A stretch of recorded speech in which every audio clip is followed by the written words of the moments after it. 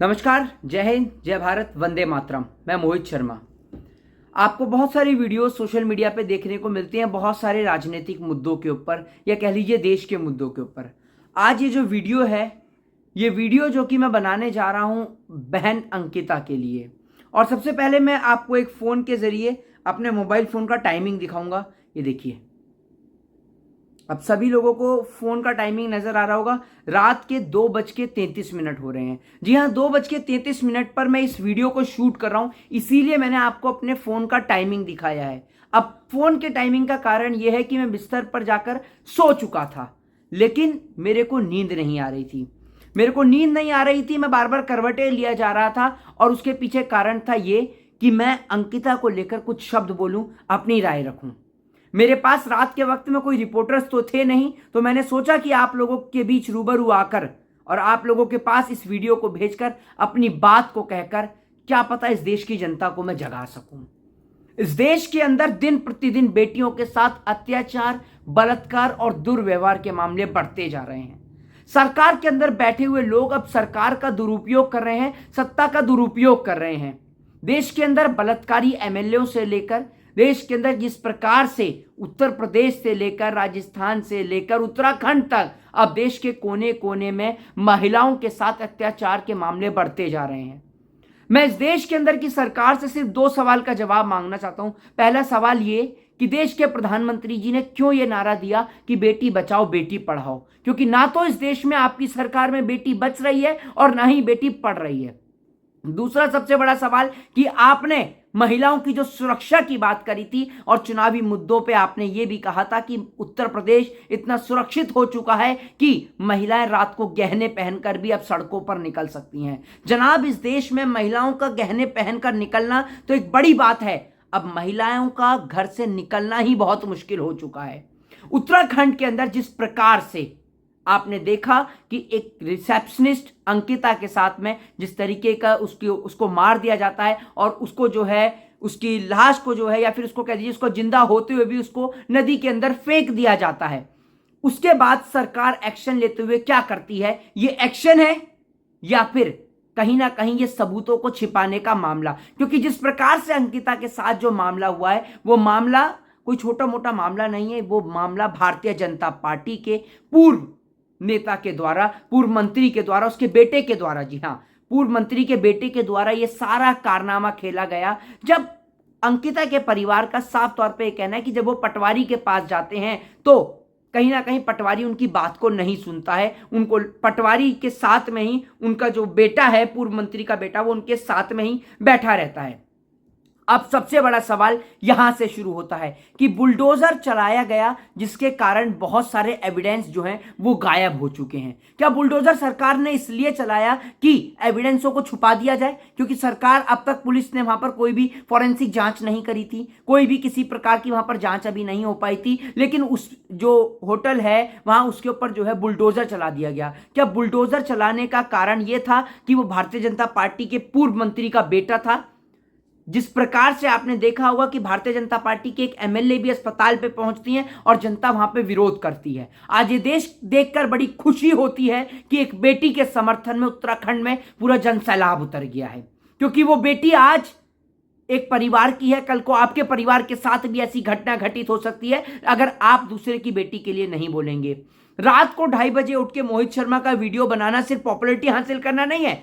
Popularity तो मेरे को चाहिए ही नहीं। पॉपुलैरिटी के लिए तो बहुत सारी चीजें हैं जो बहुत सारे लोग करते हैं सोशल मीडिया पे। यहां मेरा उद्देश्य सिर्फ देश के लोगों को जगाना है कि वो लोग इस समय कहां चले जाते हैं जब इस देश के अंदर एक बेटी के साथ इस प्रकार का मामला होता है और ये सब करने वाला कोई बीजेपी का नेता का बेटा होता है।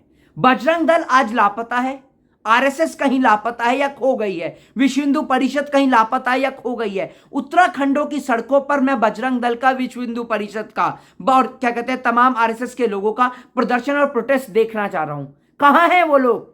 क्या अंकिता के लिए वो आवाज उठाएंगे? ये लोग सिर्फ देश में हिंदू और मुसलमान करने के लिए आगे आते हैं। बाकी इस देश के अंदर जब हिंदुओं का खून बहाया जाता है ना, और वो खून बहाने वाली जब भारतीय जनता पार्टी की सरकार होती है, तो इनके मुंह पर ताला लग जाता है और ताला लगा के चाबी भी ये नदी के अंदर फेंक देते हैं। इनके मुंह एकदम सिल जाते हैं, इनके मुंह लॉक हो जाते हैं, क्योंकि इनको इस देश के अंदर मुद्दा चाहिए हिंदू और मुसलमान का। आज अंकिता के साथ जो इस प्रकार का जो उसके साथ में जो घटना घटित हुई है, वो घटना घटित करने वाले कोई मुसलमान नहीं है, वो हिंदू ही लोग हैं। और मैं देखना चाहता हूं कि विश्व हिंदू परिषद, बजरंग दल क्या आगे आके अंकिता के इंसाफ की मांग की आवाज उठाएंगे?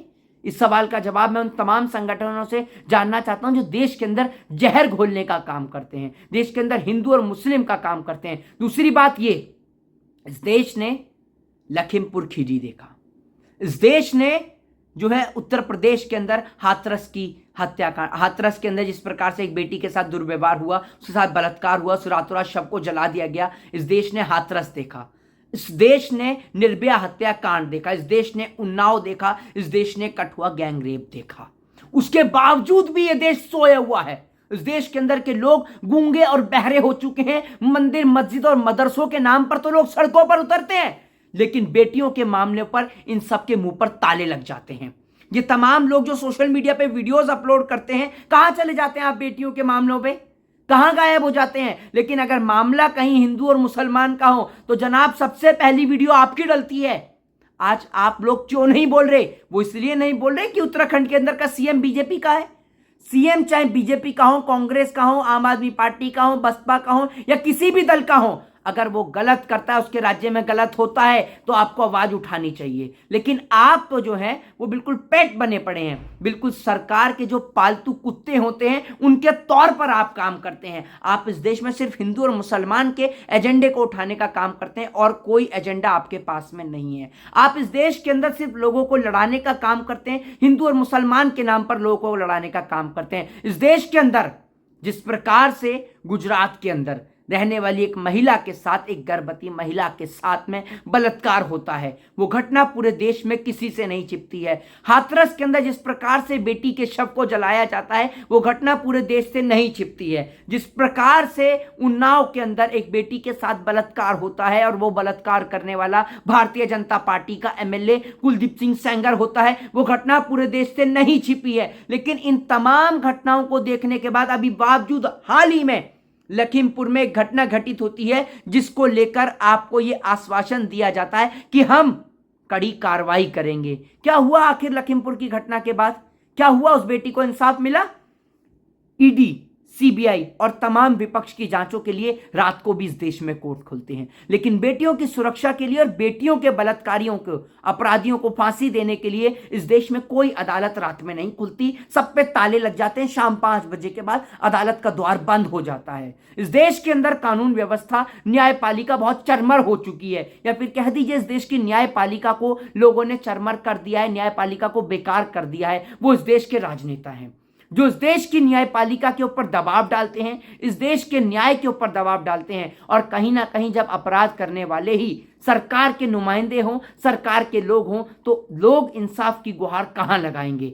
जब इस देश के अंदर बेटियों के साथ बलात्कार की घटनाएं बढ़ती जा रही हैं, सरकार चुप है, क्योंकि हमारे देश के नेताओं को फुर्सत नहीं है हिंदू मुसलमान करने से। हमारे देश के नेताओं को फुर्सत नहीं है देश के अंदर मंदिर और मस्जिद के मुद्दों से, तो वो कहां बेटियों पर चर्चा करेंगे? देश के अंदर अभी तक एक भी नेता का बयान नहीं आया है। देश के प्रधानमंत्री चुप हैं। क्या उत्तराखंड की बेटी अंकिता के लिए देश के प्रधानमंत्री का ट्विटर हैंडल चालू नहीं होगा?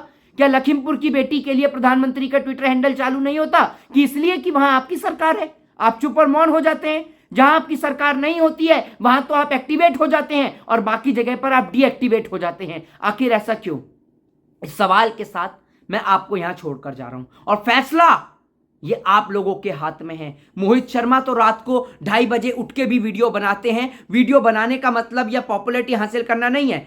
ये वीडियो सिर्फ इसलिए बनाई ताकि मैं अपनी आने वाली पीढ़ी को जवाब दे सकूं कि कम से कम बलात्कार के मामले पे, इस देश के अंदर इंसाफ के मामले में, न्याय के मामले में रात को हमें नींद नहीं आती है जब तक हम एक बेटी के इंसाफ की मांग को ना उठा सकें। और बहुत जल्द मैं उत्तराखंड भी जाऊंगा, हो सकता है उस परिवार से भी मिलूंगा और अंकिता के लिए, उस परिवार के लिए मैं आवाज उठाने का ये काम लगातार करता रहूंगा। भले ही विश्व हिंदू परिषद, आरएसएस और बजरंग दल और फर्जी हिंदू वालों के मुंह पर ताला लग जाए, लेकिन मोहित शर्मा की इंसाफ की ये आवाज, इंसाफ की ये गुहार किसी हिंदू, मुस्लिम, सिख, ईसाई के लिए नहीं, देश में रहने वाले देश की 133 करोड़ जनता के लिए होती है। चाहे वो हिंदू हो, चाहे मुस्लिम हो, चाहे सिख हो, चाहे ईसाई हो, जो भारत देश में रहता है वो मेरा भाई है, जो भारत देश में रहती है वो मेरी बहन है, और मैं भारत देश में रहने वाले हर एक भाई और बहन के लिए इसी प्रकार से आवाज उठाता रहूंगा, चाहे सरकार किसी की भी हो। जय हिंद, जय भारत, वंदे मातरम।